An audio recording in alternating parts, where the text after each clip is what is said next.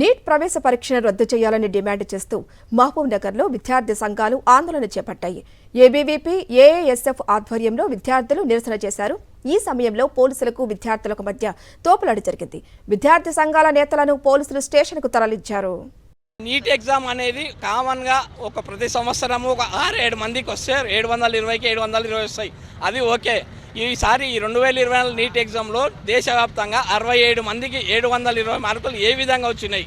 ఈ మార్కులను బట్టి అనేక సందేహాలు మాకు నివృత్తమవుతున్నాయి. దేశవ్యాప్తంగా అనేక విద్యాసంస్థలలో కూడా ఈ అనుమానాలు వ్యక్తాలు చేస్తున్నారు. నార్త్ ఇండియాలోనే ఎందుకు వచ్చినాయి 67 మందికి 720కి 720? అది హర్యానా రాష్ట్రంలో ఒక ఎగ్జామ్ సెంటర్లో 7 మందికి ఎట్లా వచ్చినాయి? ఇటువంటి ఎగ్జామ్నే కేంద్ర ప్రభుత్వం నీరు గారిస్తే పేద మధ్యతరగతి వారి పిల్లలు ఎంబీబీఎస్ ఎట్లా చేయాలి? నీట్ తప్పిదంలో ఎన్టీఏ అధికారుల పాత్ర, నేషనల్ టెస్టింగ్ ఏజెన్సీ అధికారుల యొక్క తప్పిదం ఉంది కాబట్టి వారి మీద చర్యలు తీసుకోవాలని, నీట్ ఎగ్జామ్లో తప్పిదం కారణంగా పేద విద్యార్థులు చాలా లాస్ అవుతా ఉన్నారు. అట్లాంటి విద్యార్థులను ఆదుకోవాలని, అలాగే నీట్ తప్పిదంలో ఉన్న అధికారుల మీద చర్యలు తీసుకోవాలని, నీట్ పరీక్ష మళ్ళీ నిర్వహించాలని ఏబీవీపీ ఈరోజు డిమాండ్ చేస్తూ ఉంది.